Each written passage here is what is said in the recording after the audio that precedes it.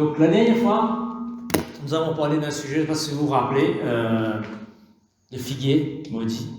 Donc c'est un peu une suite si vous voulez, parce que ça continue au fait l'histoire, comme nous allons voir dans un moment. Donc c'est important pour nous de, comme je vous ai dit la dernière fois, tout ce qui est écrit dans la parole de Dieu, dans les évangiles, a une importance. C'est ce que Jean nous dit donc à la fin de son évangile. Il dit que Jésus a fait beaucoup de choses, Jésus-Christ a dit beaucoup de choses, mais il y en a très peu qui ont été recorded, qui ont été préservés pour nous. Très très peu. Et ce qui a été recorded, ce qui est écrit, ce qui est préservé est suffisant. Il n'y a pas besoin de plus que ça. Des fois, nous cherchons plus, des personnes cherchent des livres mystiques, toutes sortes de choses qui ont disparu. Le peu qu'il y a, on n'a pas le temps, bien souvent, de les étudier correctement. Donc, ce qu'il y a est suffisant pour le moment. Donc, c'est bon de comprendre maintenant Donc, c'est bon de comprendre le contexte, donc de tout ce qui est écrit, tout ce qui est préservé, tout ce qui est enseigné pour nous. Donc, c'est très très bon cela. Donc, il faut connaître, si on connaît un peu d'histoire des Juifs, si on connaît un peu de tradition, si on connaît un peu leurs coutumes, si on connaît les lois juives, ce qui n'est pas, je pense que beaucoup d'entre nous connaissons beaucoup, cela peut nous aider à comprendre certaines situations. Et cela peut nous aider à comprendre la parole de Dieu, et surtout donner un sens à ce que nous lisons, ce que nous entendons, ce que nous étudions. Donc il y a certains écrits qui sont assez mystiques que nous ne saisissons pas le sens. Il y a certains incidents qui n'ont aucune importance pour nous. La dernière fois, nous avons parlé du figuier maudit, au fait qu'il y a une grande importance pour chacun d'entre nous. Nous allons étudier aujourd'hui un autre incident qui s'est passé donc entre les pharisiens, les hérodiens et Jésus-Christ dans le temple. En fait, c'est la suite de ce qui se passe dans l'histoire du figuier maudit. Je vais juste reprendre brièvement l'histoire du figuier maudit dans Marc chapitre 11. Tout ce qui se passe dans Marc chapitre 11, absolument tout, est voulu, est intentionnel. Ce n'est pas un hasard. Jésus-Christ donc organise son entrée triomphale dans Jérusalem. Jésus-Christ va visiter le temple, il regarde, il ressort, le lendemain il va voir un figuier. C'est volontaire, mais il sait qu'il ne verra pas de fruits sur le figuier parce que ce n'est pas la saison. Il sait. Donc tout est volontaire. Et pourtant, il ne trouve pas des fruits, pourtant il maudit le figuier parce que ce qui se passe, c'est que le figuier n'avait rien qui allait indiquer qu'il aurait des fruits plus tard. Donc cette saison-ci, ce sera sec. Donc Jésus-Christ donc maudit le figuier, il le fait à haute voix, les disciples l'entendent. Il rentre dans le temple le lendemain, il va chasser les voleurs. C'était planifié. Il a voulu faire tout cela. Il va leur dire une chose: dans ma maison aurait dû être une maison de prière pour toutes les nations. C'est ce que Dieu veut au fait. Mais les Juifs ont agi malheureusement d'une façon très égoïste, très personnelle, très, très greedy comme on dit, pour s'enrichir, pour mener une bonne vie, au lieu de penser aux autres. Donc tout ce que Jésus-Christ fait est intentionnel. Ils ont barré la route des nations pour venir vers Dieu, pour connaître le seul vrai Dieu. Et ce qu'ils vont faire quelques jours après, la même foule qui avait acclamé Jésus-Christ pour entrer dans Jérusalem, ils vont exciter cette même foule pour rejeter Jésus-Christ, pour les empêcher d'aller vers le Sauveur, pour déclarer Jésus-Christ comme étant le Fils de Dieu. Donc ce qui se passe après, donc Jésus-Christ va donner un enseignement sur la prière, juste après. Après, il va donner un enseignement sur la prière, je vous conseillerais de le lire, avec une particularité très importante où il parle du pardon. Si nous ne pardonnons pas, Dieu n'écoute pas nos prières. C'est ce qui est dit dans ce message, c'est juste après. Et puis il va continuer quelque chose après. Il va donner une parabole, la parabole du vigneron, que je vais lire pour vous, parce que c'est la suite au fait. Et puis il va donner donc un enseignement très très important pour nous. En fait, moi j'ai mis ça là-dedans. Jésus-Christ va donner donc une parole après cette parabole, qui va être très très important pour chacun d'entre nous. C'est le but, c'est la raison pour laquelle Dieu nous appelle, Dieu nous sauve. Dieu nous délivre, c'est le but. Nous ne sommes pas sauvés, nous ne sommes pas appelés pour être des bibelots, pour une vase à fleurs, pour faire joli. Il y a une raison spécifique pourquoi Dieu fait cela. Je vais juste baisser un petit peu, légèrement.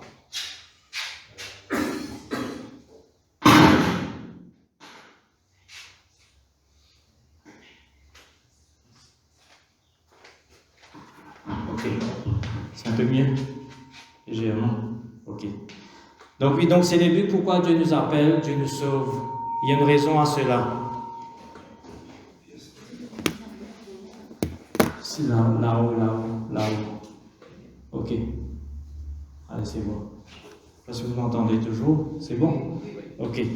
Donc c'est le but. Donc il y a une raison pourquoi Dieu nous sauve, mes frères. Il y a une raison.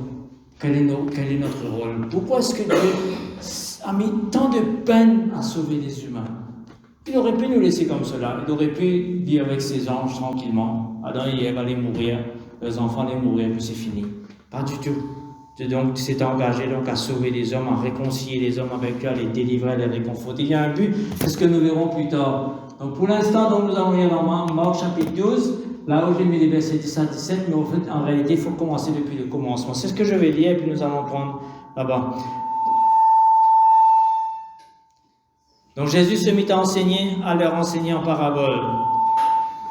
Je vais. Non, c'est là-haut qu'il faut baisser. Non, ça c'est bon. Non, ça c'est bon. C'est ici.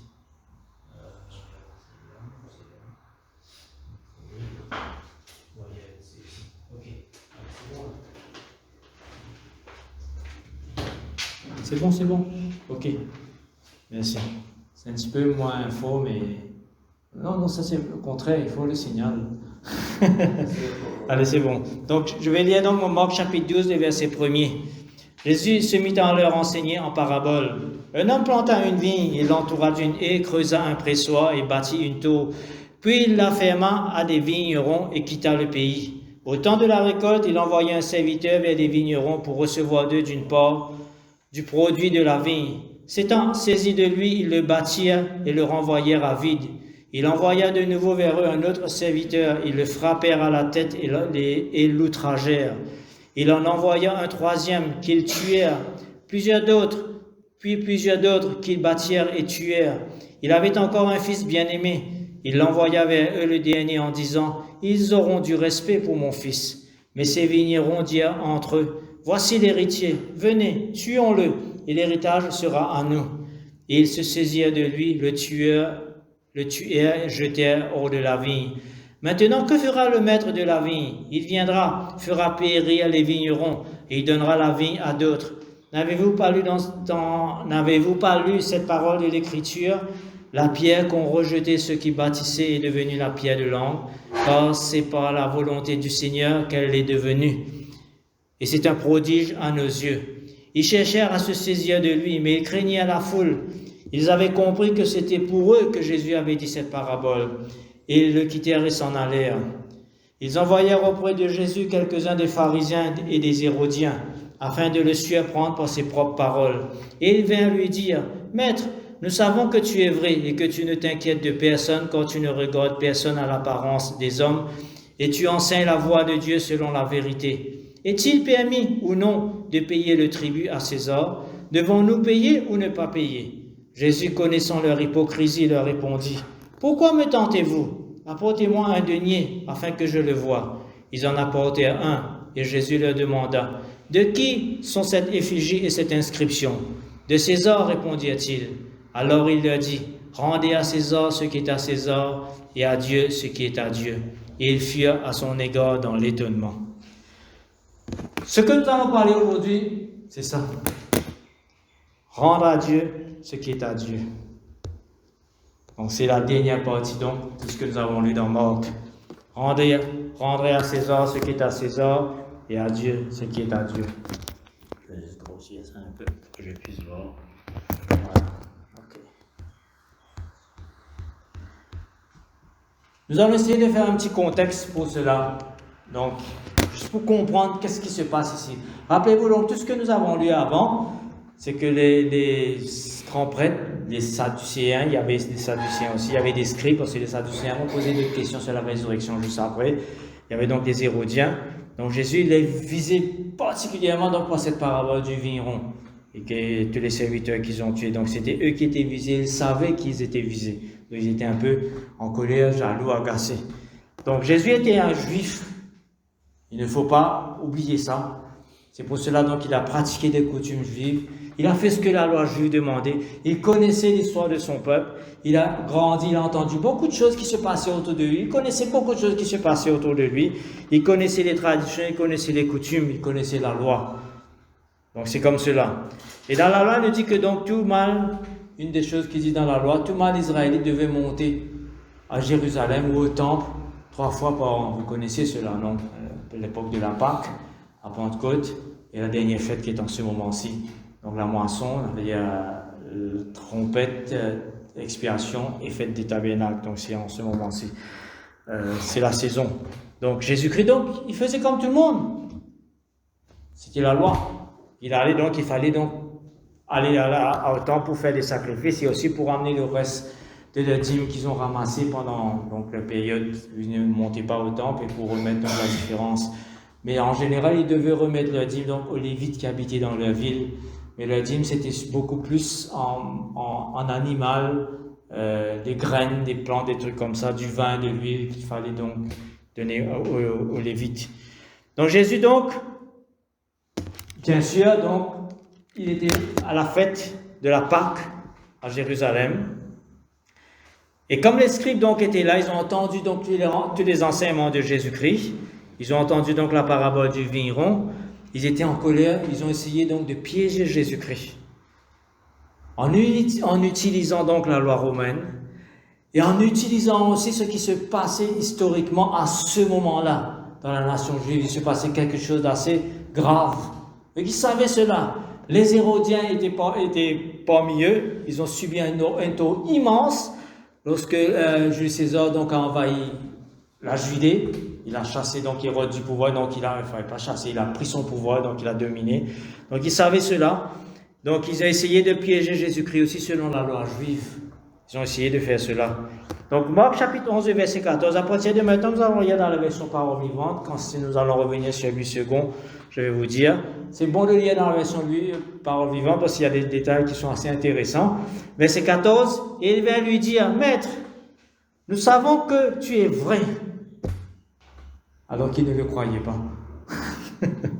Et que tu ne t'inquiètes de personne. Et ça c'est vrai. Parce que Jésus-Christ a donné cette quantité quand il est bizarre. Quand tu ne regardes pas à l'apparence des hommes et que tu enseignes la voix de Dieu. Ils ne croyaient pas que Jésus-Christ venait de Dieu. Pourquoi ils ont dit quelque chose comme cela? Et selon la vérité, ils ne croyaient pas que Jésus-Christ disait la vérité. Est-il permis ou non de payer le tribut à César? Devons-nous payer ou ne pas payer? Donc c'est donc la question qu'ils ont posée à Jésus-Christ.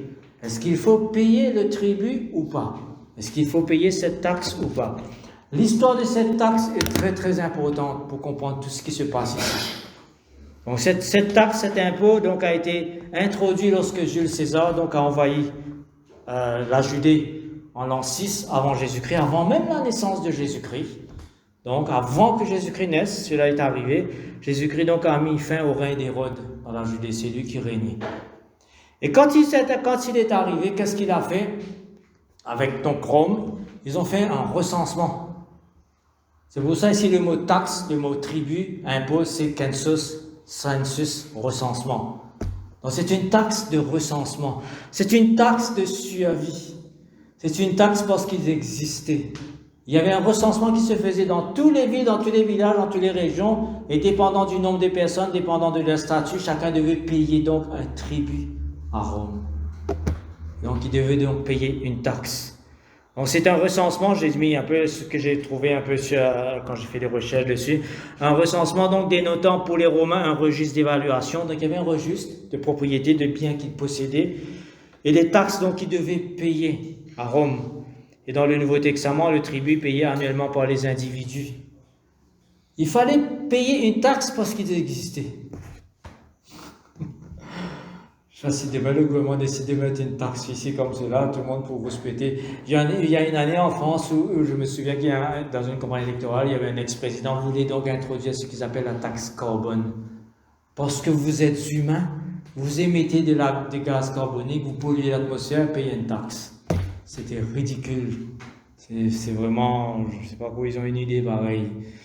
Donc la taxe, la pièce avec dans la deuxième, donc la taxe aussi représente donc la pièce, c'était la taxe. Il fallait donc payer en deniers. Il fallait donc payer par des pièces donc de deniers. La taxe aussi donc veut dire la pièce avec laquelle la taxe est payée, la monnaie du tribut, c'était aussi le kensos. Donc quand ils payaient cette taxe-là, ils appelaient ça donc le kensos. On va payer notre kensos, là où il fallait la payer. Et dès que cette taxe a été introduite, donc en l'an 6, il y a eu des révoltes parmi le peuple juif. Ils ont commencé à se révolter. Il y a eu des révoltes parmi la population juive. Cette taxe a été jugée comme étant un asservissement à Rome. C'est comme s'ils étaient esclaves de Rome. C'était des esclaves. Soit ils payaient, soit ils n'existaient pas. C'est terrible. C'est terrible. Et là, j'ai mis donc toute l'histoire. En fait, j'ai eu copie-paste, j'ai cherché sur Internet. Donc, la révolution a débuté par un homme qui s'appelait Judas le Galiléen, en l'an 6, avant même que Jésus-Christ puisse naître. Donc, je vais lire pour vous donc ce que j'ai mis, ce que j'ai trouvé. C'est à peu près ça, tout le monde est à peu près d'accord avec ce qui s'est passé. Judas le Galiléen, Judas le Golanite, ça dépend comment on l'appelle, dépend de l'essence de l'histoire, ou Judas de Gamala, souvent identifié à Judas, fils d'Ézéchias, est un chef révolutionnaire qui dirige une révolte en Judée au moment où celle-ci devient une province romaine en l'an 6, donc avant Jésus-Christ. Associé à un pharisien nommé Sadoc. C'est un pharisien. Donc rappelez-vous donc qu'est-ce qui s'est passé? Jules César est arrivé, il a chassé Hérode. Il n'était pas parmi ceux qui ont posé cette question à Jésus-Christ, les Hérodiens. Il avait toujours son clan malgré tout. Les pharisiens étaient partie prenante de la révolution, parce qu'ils n'aimaient pas Rome. Donc ils s'opposent alors pour la violence au recensement fiscal effectué par Quirinius. Ils ont commencé dès ce jour-là à faire de ce qu'on pourrait appeler aujourd'hui des attentats. Ils se battaient contre les Romains, ils se battaient corps et âme. Il y a eu beaucoup de morts, et beaucoup de problèmes, beaucoup d'arrestations et beaucoup de massacres. Ça s'est terminé, mes frères, vous savez quand? En l'an 70.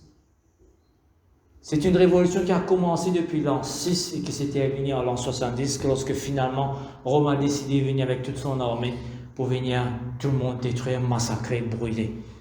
En attendant, il y a eu beaucoup de souffrances, il y a eu beaucoup de morts, il y a eu beaucoup d'arrestations, il y a eu des famines, il y a eu beaucoup de problèmes. Parce que les Juifs s'opposaient à cette taxe.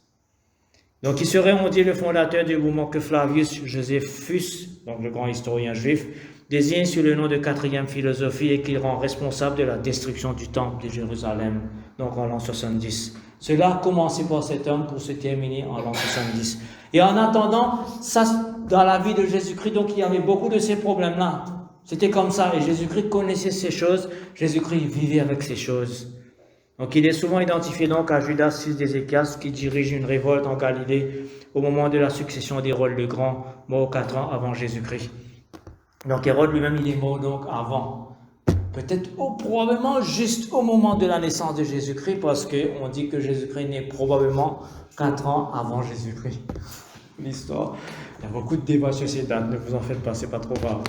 Donc il est mort probablement donc avec la naissance de Jésus-Christ. Donc Jésus-Christ était au courant de tous ces faits, tout comme ceux qui essayaient de le piéger. Jésus-Christ savait ces choses. Et le piège qu'il tendait à Jésus-Christ est très subtil et très dangereux pour Jésus-Christ lui-même.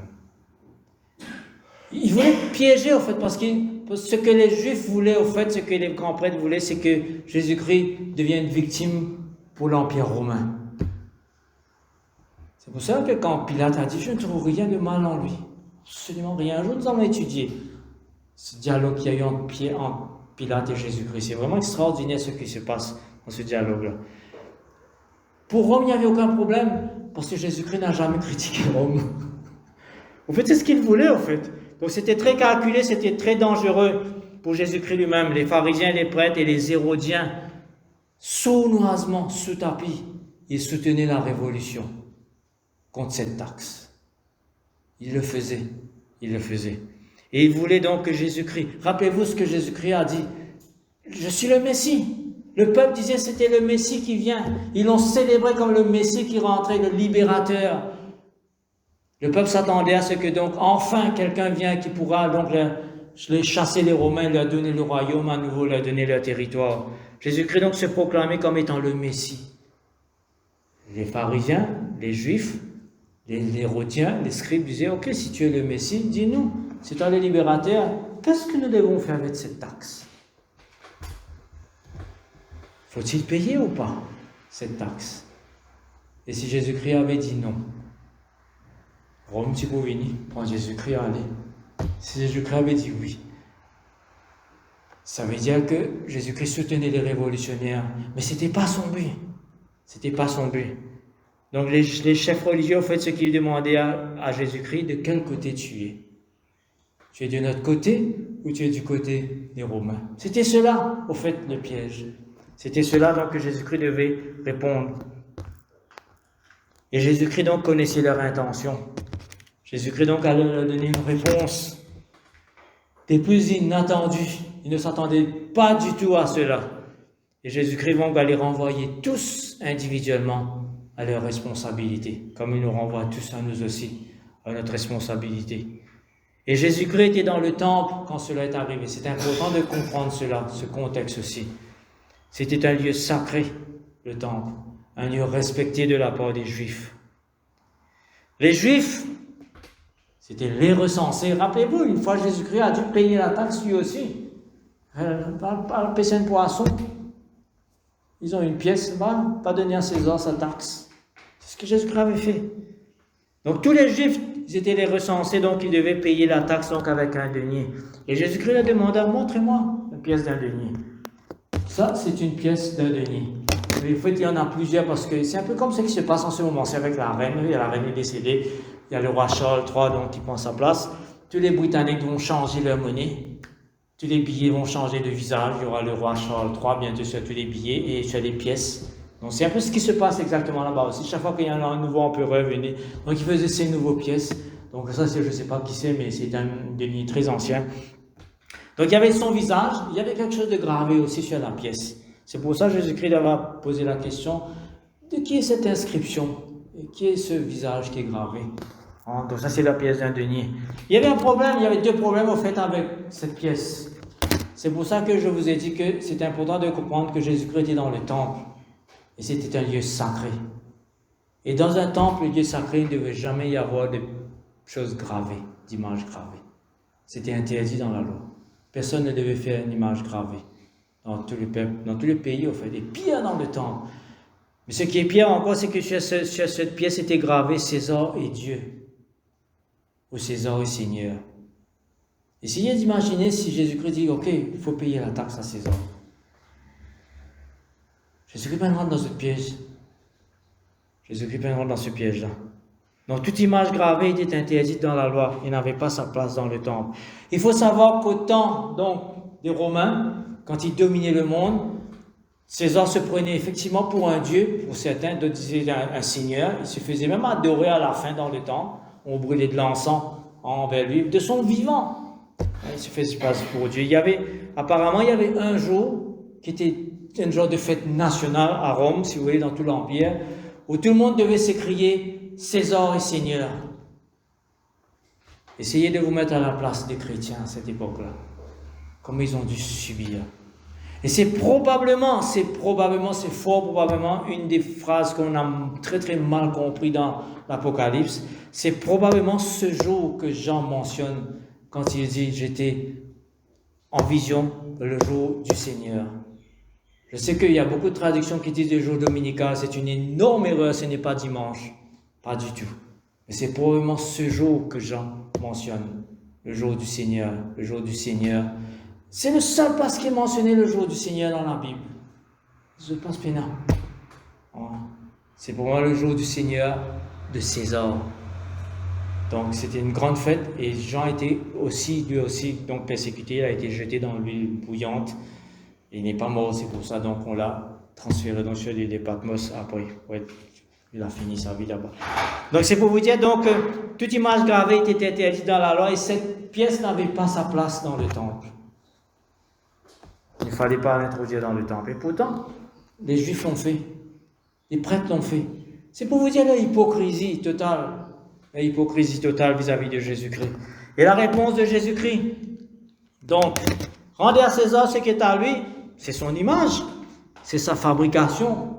C'est son système économique. Cette pièce appartient à César. C'est pour lui. Tenez.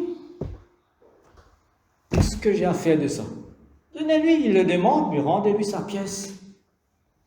Et verset 15, donc Marc chapitre 12, verset 15. Mais Jésus-Christ connaît leur fausseté, là nous reviens dans la parole vivante, en démasquant leurs desseins hypocrites. Vous voyez, le verset 14, vous vous rappelez, mais nous savons que tu es vrai, nous savons que tu enseignes les choses de Dieu. C'était un hypocrite. Il leur dit, pourquoi essayez-vous de me prendre le piège? Appelez-moi, apportez-moi un denier que je l'examine. Ils en cherchent un et les lui présentent. Alors il leur demande, cette effigie, cette inscription, de qui sont-elles? De César. Et Jésus leur répondit, rendez à César ce qui appartient à César. Et puis il continue, et donnez à Dieu ce qui revient à Dieu, ou rendez à Dieu ce qui appartient à Dieu. Ils en restent tous décontenancés.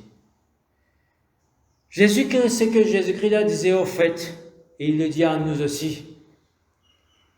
Tout comme cette pièce, donc il y a l'effigie, il y a l'image de César sur cette pièce.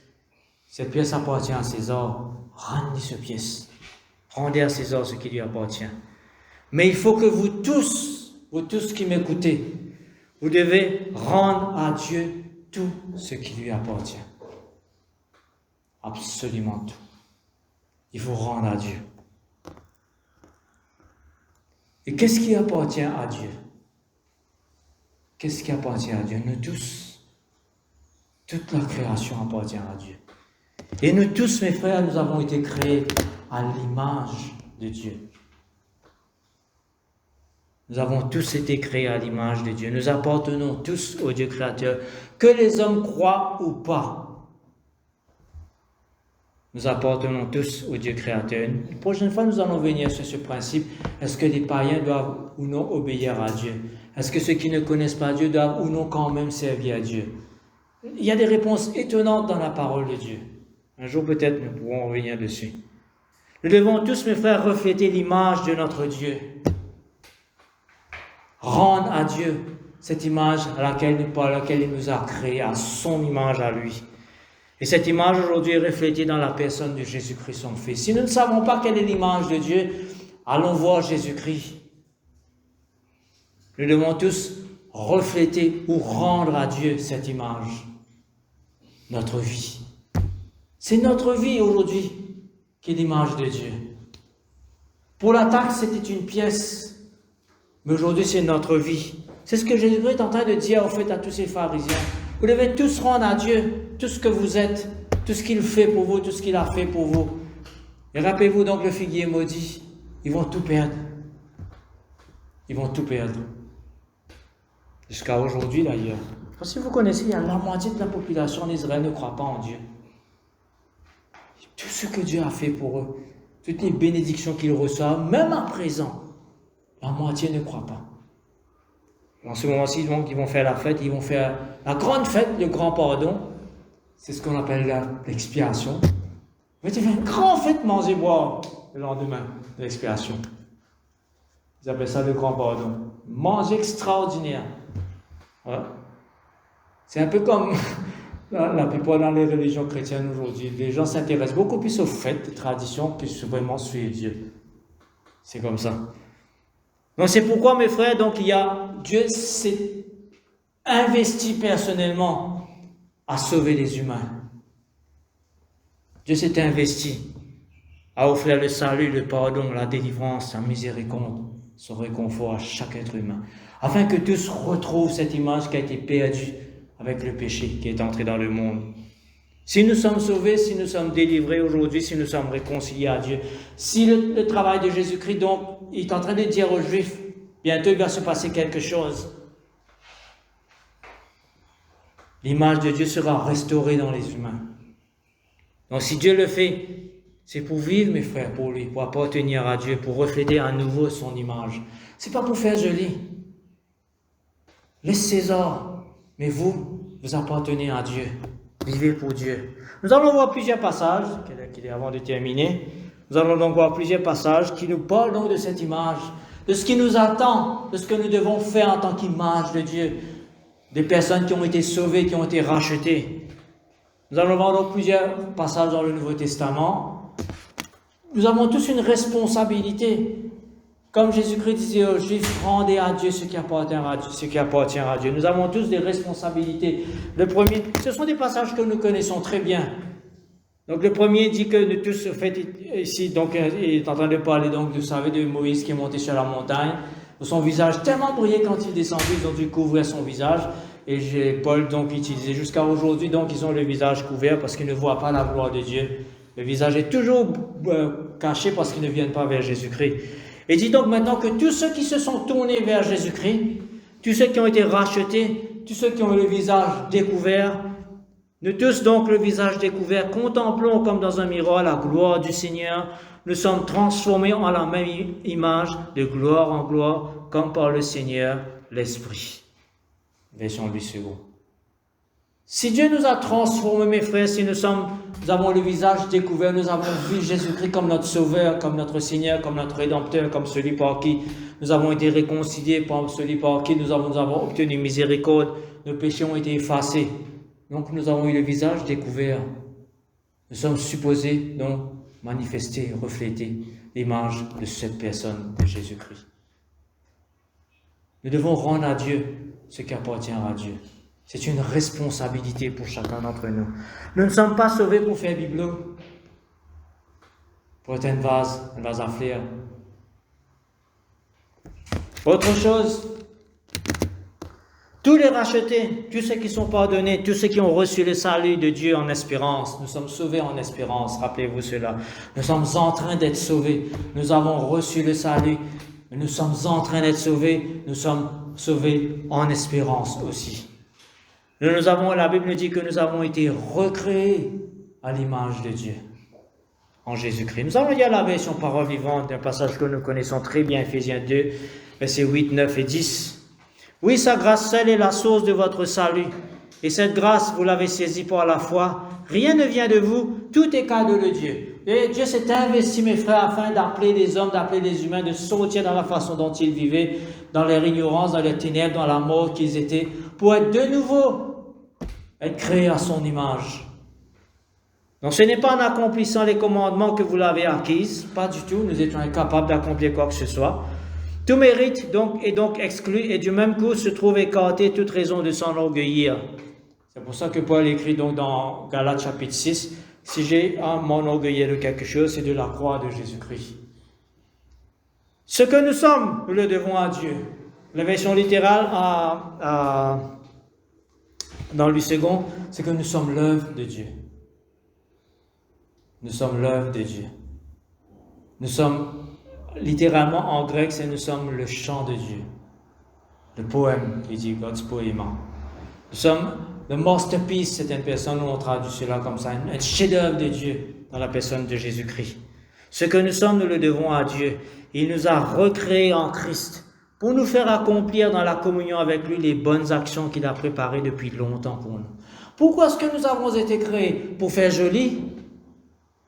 Mes frères, pour vivre pour Dieu, pour faire des choses qu'il a préparées pour nous. C'est très très important cela. Voilà la vie conforme à la volonté de Dieu, celle pour laquelle il a tout arrangé d'avance. Il a préparé notre chemin afin que nous n'ayons plus qu'à y marcher. Donc il y a des choses à faire. Nous avons une image à manifester, à refléter la vie de Dieu, la nouvelle vie de Dieu. La dernière fois, ça m'a parlé donc de la nouvelle vie en Christ.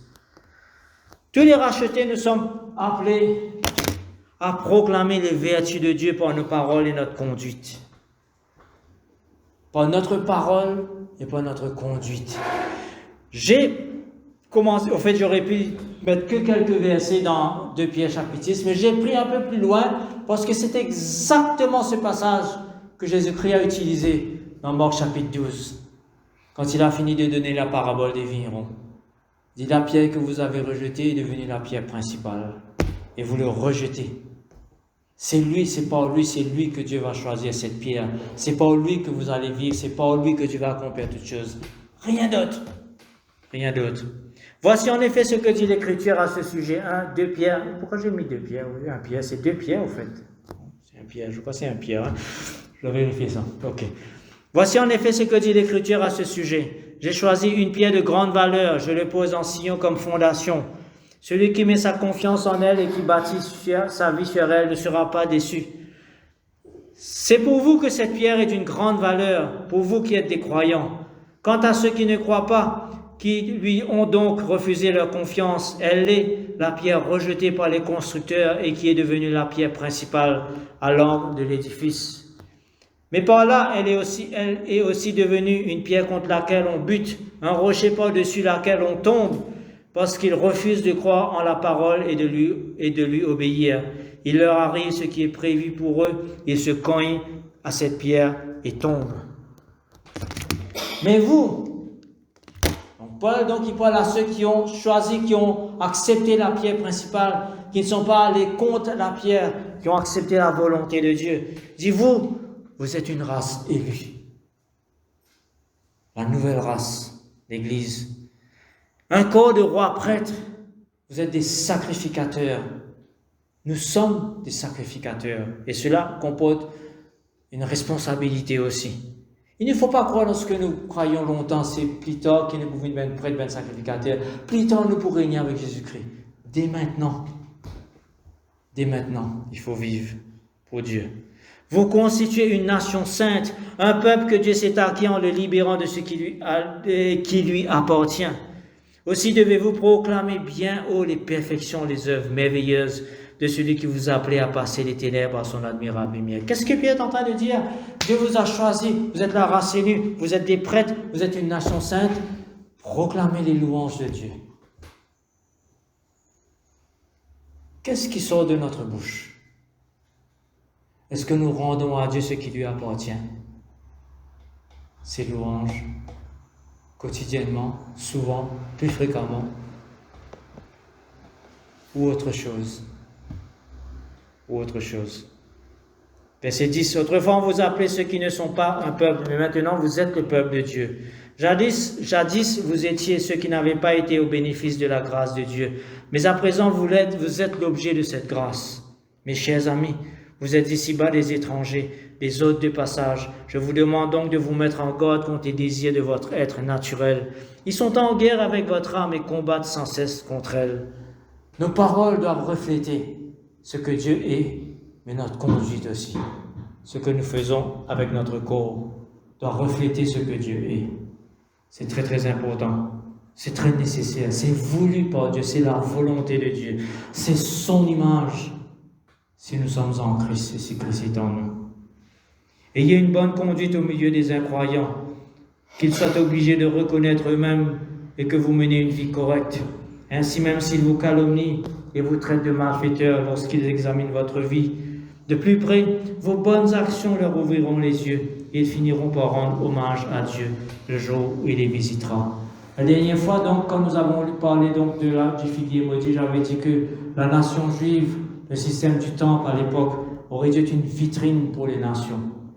Ils n'ont pas été une vitrine pour les nations. Mais aujourd'hui, mes frères, c'est votre vie et ma vie qui doit être une vitrine pour les autres. Ils doivent voir nos bonnes actions. Ils doivent voir. Et à ce moment-là, ils vont glorifier Dieu. Souvent, on essaie de taper sur les autres pour croire. Mais croire, mon frère, mais c'est nous la vie de travailler avec. C'est pour croire. Comment est-ce qu'il est pour croire? Et c'est ce que Pierre est en train de dire. Ils finiront par rendre à Dieu le jour où il les visitera.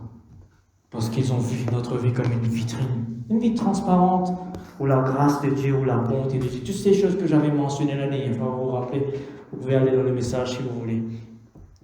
Donc, ceux qui sont appelés donc, ceux qui sont rachetés sont appelés donc être des sacrificateurs pour Dieu. Maintenant, dans cette vie. Et les sacrificateurs, donc, ils offrent des sacrifices de louange et des sacrifices de générosité. Nous ne sommes plus appelés à offrir des animaux. Nous ne sommes plus appelés à offrir des fruits, de l'huile, des gâteaux, etc. Quoique si je t'amène un gâteau, nous pouvons manger, bien sûr. Il n'y a pas de problème. C'est une forme de générosité, ça aussi. Hébreux chapitre 13, versets 15 et 16. Par lui, donc c'est par Jésus-Christ. Offrons sans cesse à Dieu un sacrifice de louange. C'est ce que Dieu attend de nous, mes frères. Rendez à Dieu ce qui appartient à Dieu. Des fruits qui confessent, des fruits des lèvres, le fruit des lèvres qui confessent son nom. La louange chrétienne est très, très, très importante. Très, très, très importante, comme notre conduite. Et puis au verset 16, il dit, et n'oubliez pas la bienfaisance et la libéralité. car à de tels sacrifices, Dieu prend plaisir. Et la générosité chrétienne est aussi un fruit, est aussi donc notre responsabilité en tant que prêtre. C'est une façon de rendre à Dieu ce qui appartient à Dieu. La générosité chrétienne. Et pour terminer, nous allons lire dans l'Apocalypse, un passage que nous connaissons très bien. Chapitre 1er, des versets 4 à 6, nous allons terminer par cela. Jean aux 7 églises qui sont dans la province d'Asie. Grâce et paix vous soit donnée de la part de celui qui s'appelle Il est, il était et il vient. De la part des 7 esprits qui sont devant son trône. Et de la part de Jésus-Christ, le témoin entièrement digne de foi. Le premier qui se soit relevé d'entre les morts. Le souverain qui régit tous les rois de la terre. À lui, lui qui nous aime, qui nous a déliés et libérés de nos péchés par son sacrifice. Et qui a fait de nous un peuple de rois et qui nous a institués prêtres pour servir Dieu son Père. À lui soit la gloire, la puissance et la domination au siècle des siècles. Amen. Nous allons prier pour terminer.